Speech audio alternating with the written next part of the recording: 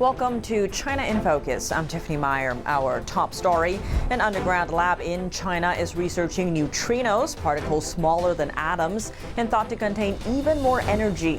A foreign member of the National Academy of Sciences of the U.S. is leading the Chinese project as it seeks to become the first nation to uncover the secrets of the particle and its power.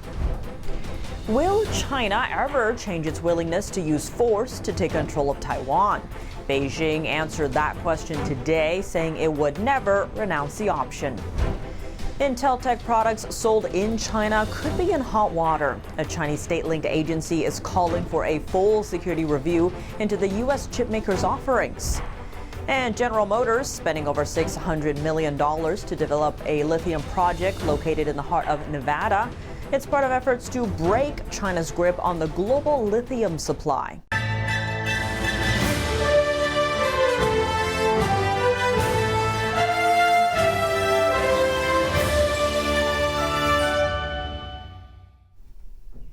An underground lab in China has been tasked with a mysterious goal: collect data on a very tiny particle called neutrinos. China will likely be the first country in the world to complete such a study. Neutrinos first caught public attention during the premiere of Hollywood film 2012. In the movie, a new type of neutrino heats the Earth's core, triggering a global doomsday disaster. Fortunately, the plot was a fictional one, though it hinted at the unknown nature of neutrinos and the energy they could release if humans were to master them one day, for better or worse. The energy and destructive power of particles has long been known through other forms. Take atomic energy, for example. The first country to master atomic energy used it to end World War II. To do it, the U.S. dropped 2 atomic bombs on Japan. Neutrinos are even smaller and more mysterious than atoms. 100 years ago, people had no idea what atoms were capable of.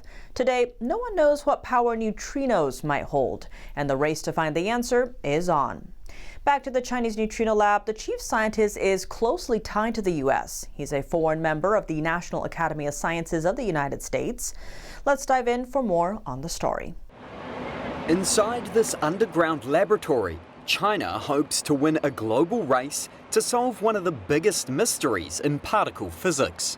The $300 million Jiangmen Underground Neutrino Observatory, or JUNO, is located 2,300 feet beneath the surface of the southern Guangdong province. It will soon start gathering data on neutrinos, a product of nuclear reactions.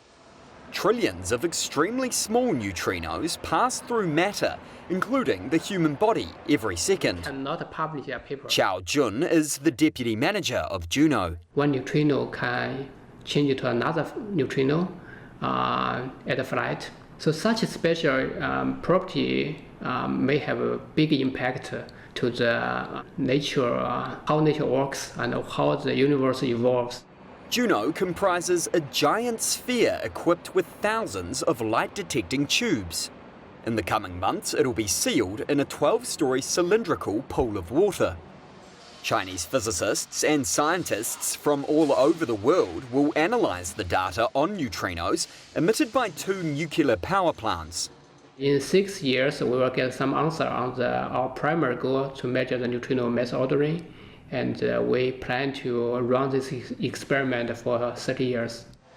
Neutrino observatories are also being constructed in other nations. JUNO is due to go operational in the latter half of 2025. That's well ahead of the far larger JUNE, under construction in the US, which has been plagued by delays and budget overruns. JUNE, or the Deep Underground Neutrino Experiment, is expected to come online around 2030. As for the real-life neutrino applications, they remain a distant prospect so far. However, some scientists have mulled the possibility of relaying long-distance messages via neutrinos, which pass through solid matter such as the Earth at near light speed. Chief scientist at the Chinese lab, Wang Yifan, is confident that China will be the world's first to solve the mystery of neutrinos. Watch. The one in the US will be 6 years behind us, and one in France and in Japan will be 2 or 3 years later than us. So we believe that we can get the result of mass hierarchy ahead of everybody. Wang is a foreign member of the National Academy of Sciences of the United States. According to the NAS website, Wang got his PhD in Italy and went on to become a research fellow at MIT and Stanford University. A Chinese website says he was selected into China's 1,000 Talents program in 2000. 1 year later, he returned to China. The Chinese program is known to target Chinese scholars working or studying in Western countries. Under the Chinese Communist Party, it seeks to recruit those scholars, incentivizing them to return to China with the knowledge they gained in the West. Beijing says China will never renounce the use of force over Taiwan. The Chinese Communist Party made the announcement Wednesday. Let's zoom in. Beijing said this after another round of military drills and a propaganda war toward Taiwan. On top of that, the head of the CCP, Xi Jinping, just visited the site of a famous defeat for Taiwanese forces decades ago. But Beijing said the announcement is only aimed at the interference of so-called external forces and a very small number of Taiwanese separatists. The United States is a major arms supplier to Taiwan, and anyone supporting Taiwan's sovereignty and who rejects Beijing's claim to the island is considered a separatist by the CCP. That includes Taiwanese President Lai Ching-te. The battle for microchip dominance between the U.S. and China is running high. A Beijing-backed organization is targeting products from American chipmaker Int'l. Here's more. The Cybersecurity Association of China said today that Int'l products sold in China should be subject to a security review. Last year, China's cyber watchdog barred domestic operations of key infrastructure from buying products made by U.S. chipmaker Micron, saying the company's products failed China's network security review. The allegations come at a time when the U.S. is restricting China's access to crucial chip-making equipment and components as part of Washington's efforts to halt the modernization of China's military. General Motors is slated to invest $625 million in a lithium project located in Nevada. That's according to Canadian mining company Lithium Americas. But what's concerning is Lithium Americas' relationship with China. China's Ganfeng Lithium Group is a major shareholder of the mining company and helped Lithium Americas build its Argentine unit.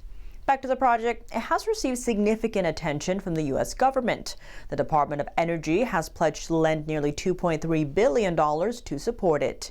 And once completed, it's expected to produce enough lithium to make 1 million electric cars annually. U.S. automakers are speeding up the competition with China. The goal, to reduce America's dependence on China for battery-making materials.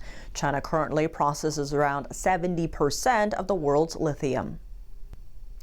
As Election Day gets closer, there's a lot of chatter about Japan's Nippon Steel's buyout of U.S. Steel.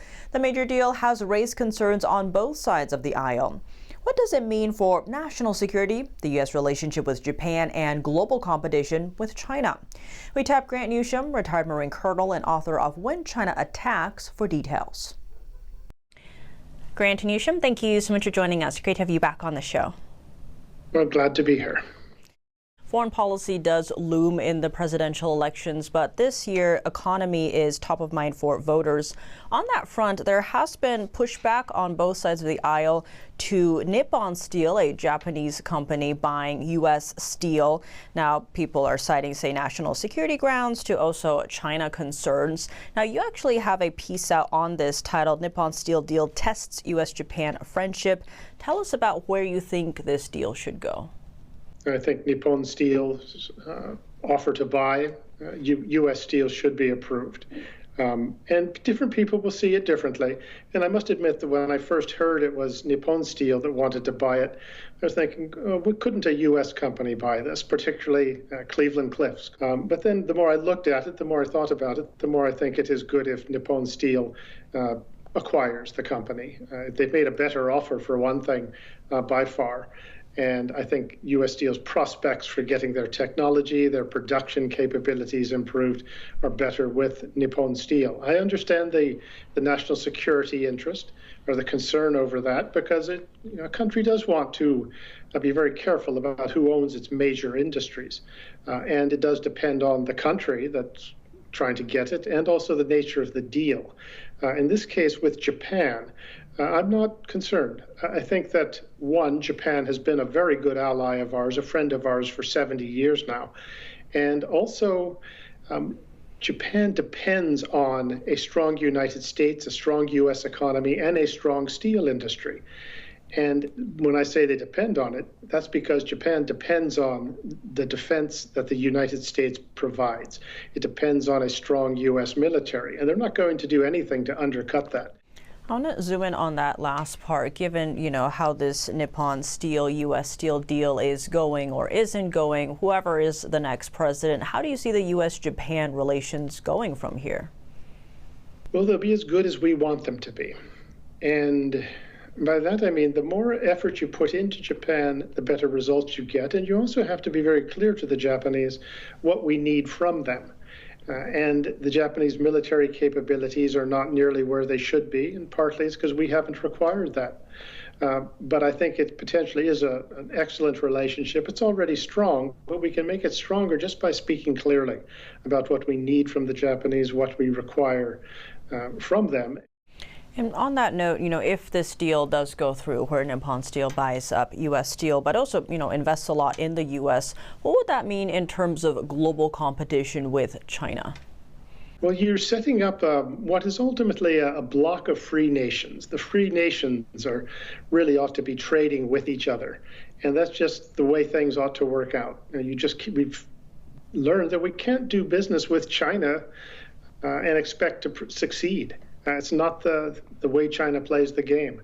And it really should be the free nations getting together and forming a trading bloc of the nations that play by the rules that have existed. And that's how it ought to be. Grant Newsham, thank you so much for your time. Well, thanks for having me. I appreciate it.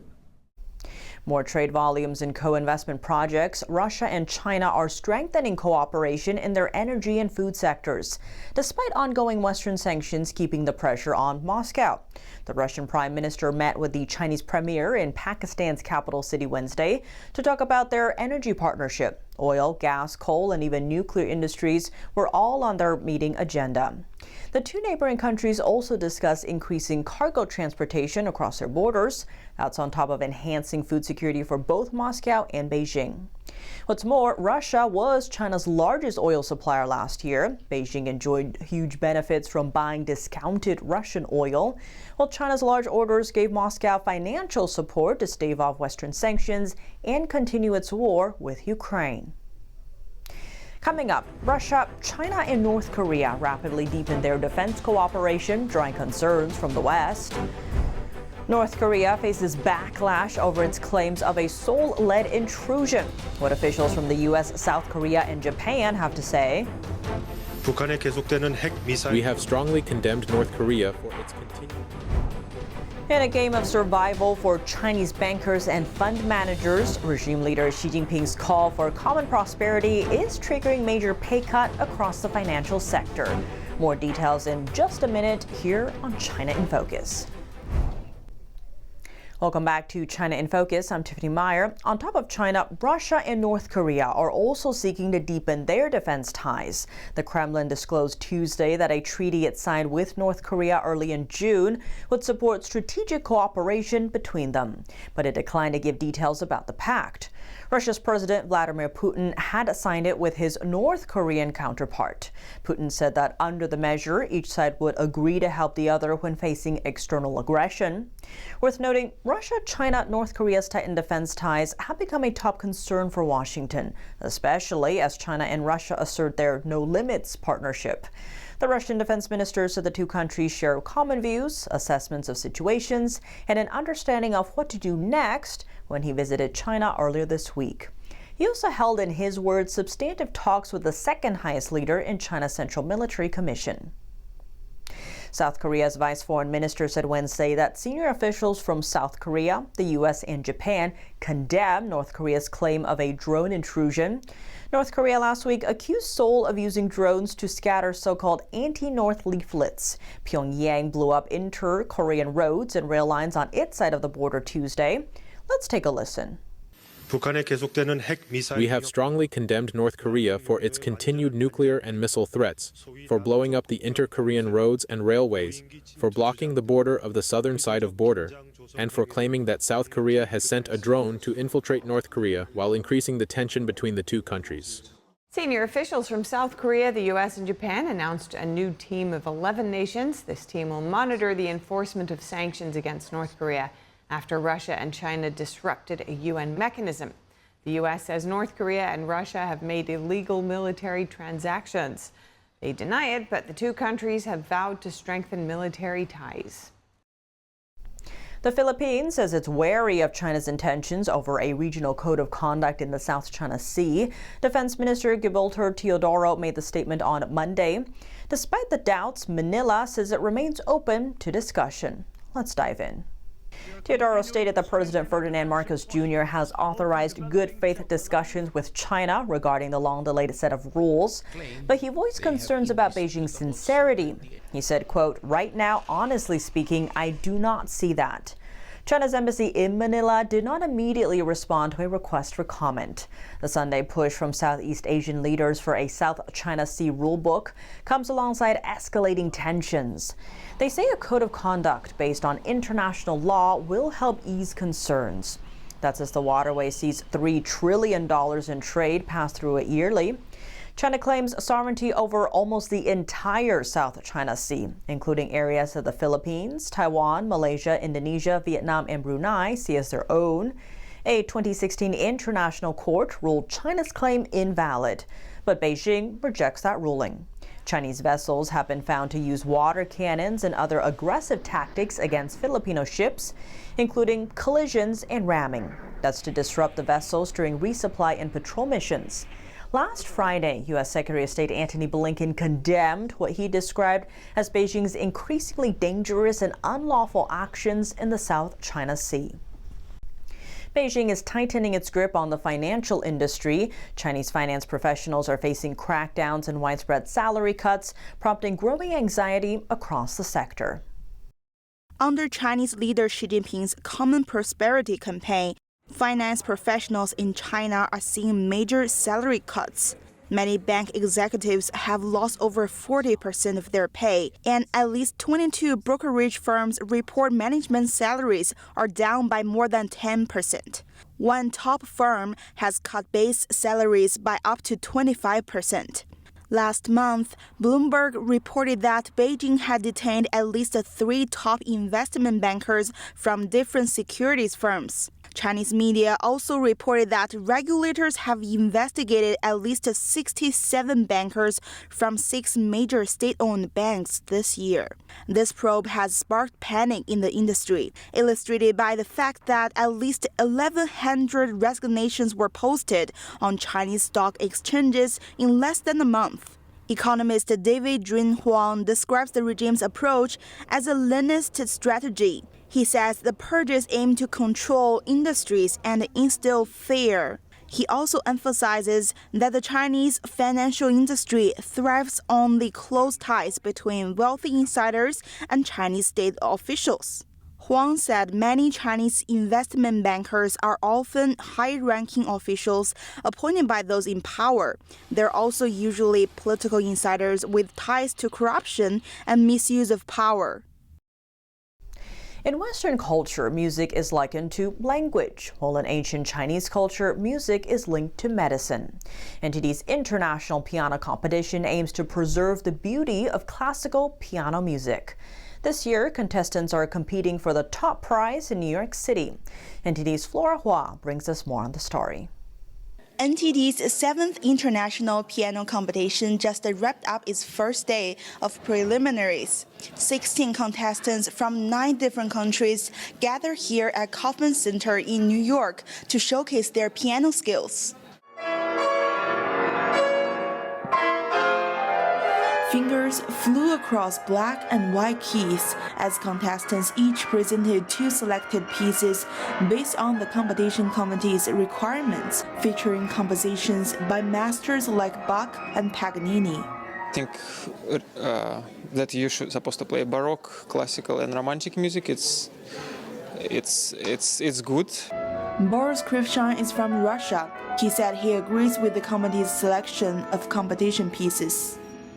Because some pianists could play like contemporary music, and it's hard to say they're good pianists or not.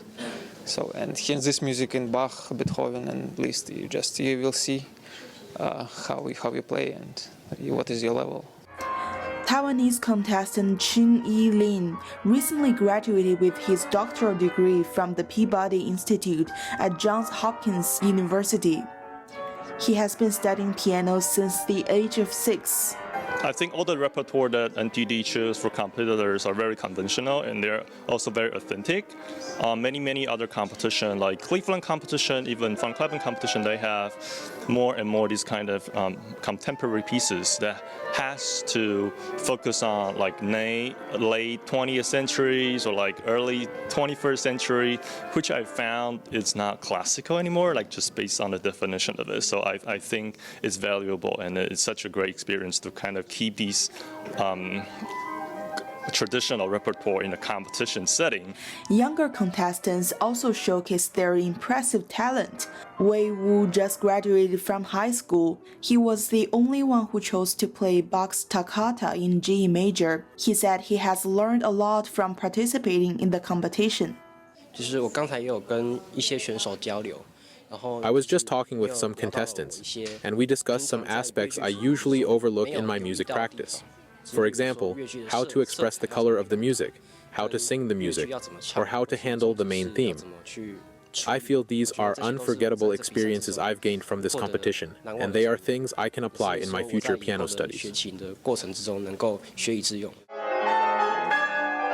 In the coming days, the competition will feature a designated piece adapted from the work of the artistic director of Shenyun Performing Arts. Pianists who advance to the semifinals will have the opportunity to perform this commissioned composition. The NTD International Piano Competition is one in a series of international culture and arts events sponsored by NTD Television. The series aims to promote traditional arts of pure authenticity, goodness, and beauty. Flora Hua, NTD News. The commission piece is rearranged from one of the vocal works composed by D.F., the composer and artistic director of Shenyun Performing Arts. Using the Western instrument, the piano, as a foundation, the piece features distinct sounds of classical Chinese music from the ancient era. The semifinal and final rounds of the competition will be broadcast live later this week from the Kaufman Music Center in New York City. Stay tuned. And that's all for today's China in Focus. I'm Tiffany Meyer. If you have any feedback on the show or have something you'd like to see us cover, send us an email at chinainfocus@ntd.com. We'd love to hear from you. For round-the-clock original news coverage, visit us at ntd.com or download our NTD app. Thanks for watching. See you tomorrow.